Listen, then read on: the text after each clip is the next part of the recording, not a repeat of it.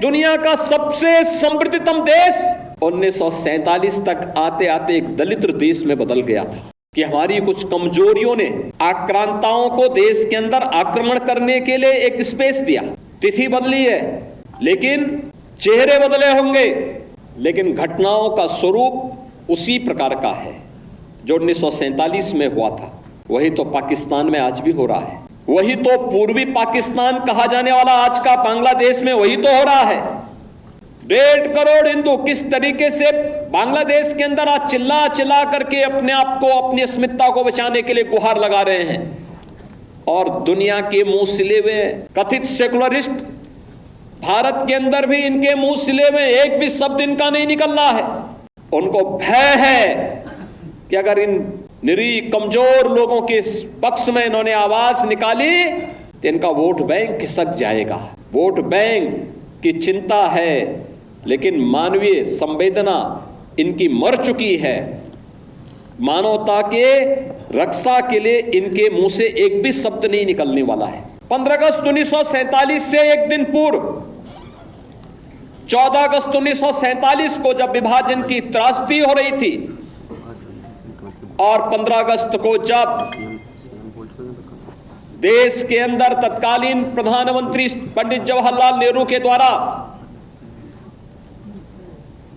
भारत के तिरंगे को पहरा करके कांग्रेस के नेताओं के द्वारा देश के अंदर आजादी के जश्न को मनाने का कार्य किया जा रहा था, तब लाखों लोग अपनी मातृभूमि को छोड़ने के लिए, अपने परिवारों को छोड़ने के लिए मजबूर हो रहे थे।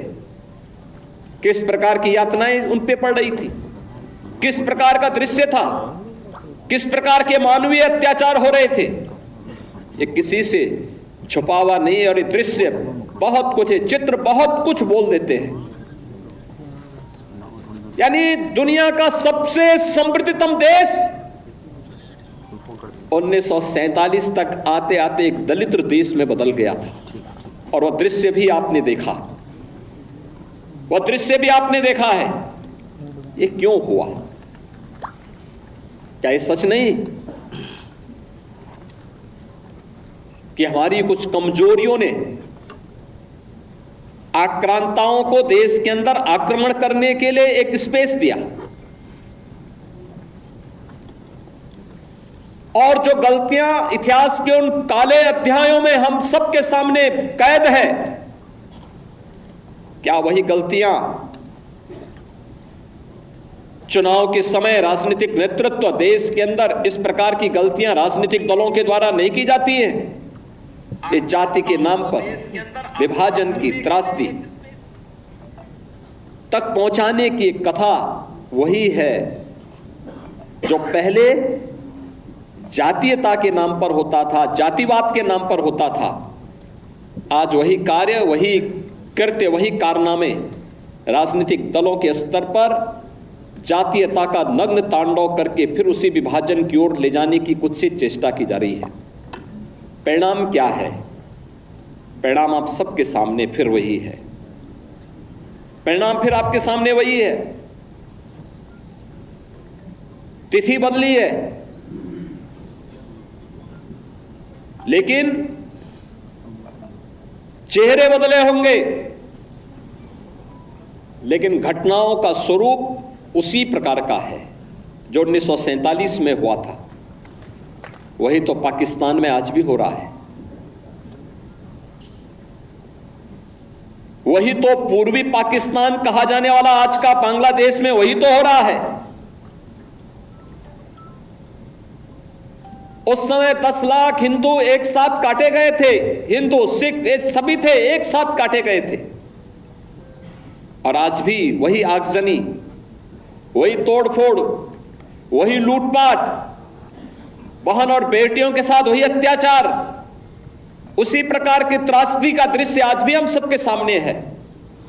और इस सब के बावजूद इस प्रकार के कार्यक्रमों को केवल एक औपचारिकता बना करके हम लोग केवल अपनी बात करने तक सीमित हो जाते हैं। आखिर कब इतिहास की इन गलतियों से हम सबक सीखेंगे? और आज मैं आप सबसे यही कहने के लिए आया हूं,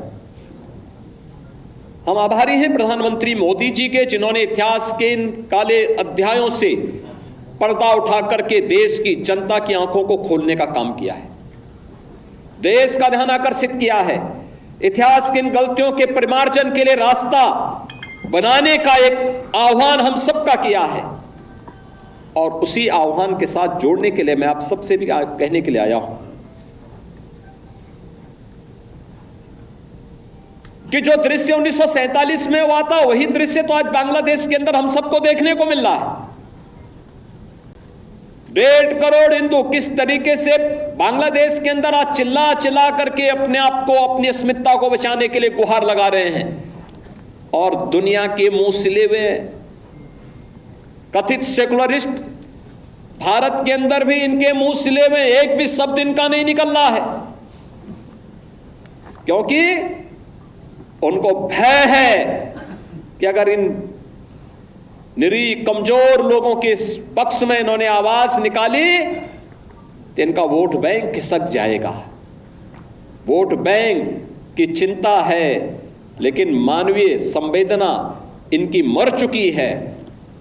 मानवता के रक्षा के लिए इनके मुंह से एक भी शब्द नहीं निकलने वाला है, नहीं निकलेगा, क्योंकि इन्होंने आजादी के बाद लगातार उसी प्रकार की राजनीति को प्रेरित और प्रोत्साहित किया, उसको लेकर के आगे बढ़ते रहे। ये लगातार बांटो राज करो की उस राजनीति के तहत ये लोग देश के अंदर कार्य करते रहे। अंग्रेजों से सत्ता इन्होंने उस समय प्राप्त की।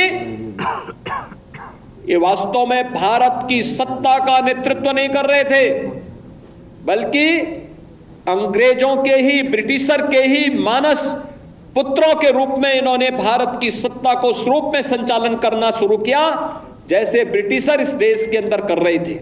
और आज उसी का दुष्परिणाम यह देश लगातार चुकाया है, अखंड हिंदुस्तान चुकाया है। लेकिन हमारा संकल्प है, महर्षि अरविंद ने जो 1947 के पहले उद्घोषणा की थी,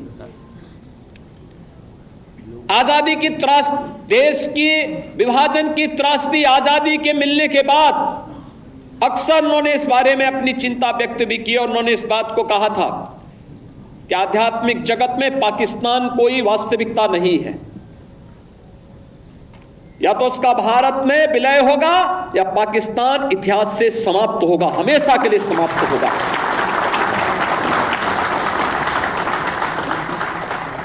क्योंकि आध्यात्मिक जगत में जब जिसका कोई वास्तविक अस्तित्व नहीं है, उसको नष्ट ही होना है,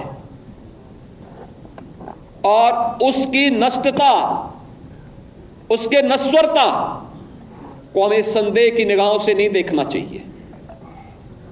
हमें ये मानना चाहिए ये होगा, लेकिन इसके लिए हमें भी तैयार होना होगा, हमें भी अपने आप को तैयार करना होगा। हमें अपनी उन गलतियों का परिमार्जन करना पड़ेगा जिन गलतियों के कारण विदेशी आक्रांताओं को भारत के अंदर घुसने, भारत के पवित्र तीर्थ स्थलों को अपवित्र न करने, भारत की परंपरा और संस्कृति को नष्ट करने का एक अवसर जिन्हें प्राप्त हुआ था, उस प्रकार की गलतियों को, वह विभाजन की जो त्रासदी तक हमें पहुंचाया है, वह जातीय विभाजन के रूप में, क्षेत्रीय विभाजन के रूप में, भाषाई विभाजन के रूप में, इन सभी से उभर करके हम सबको राष्ट्र प्रथम के भाव के साथ मिलकर के कार्य करना होगा।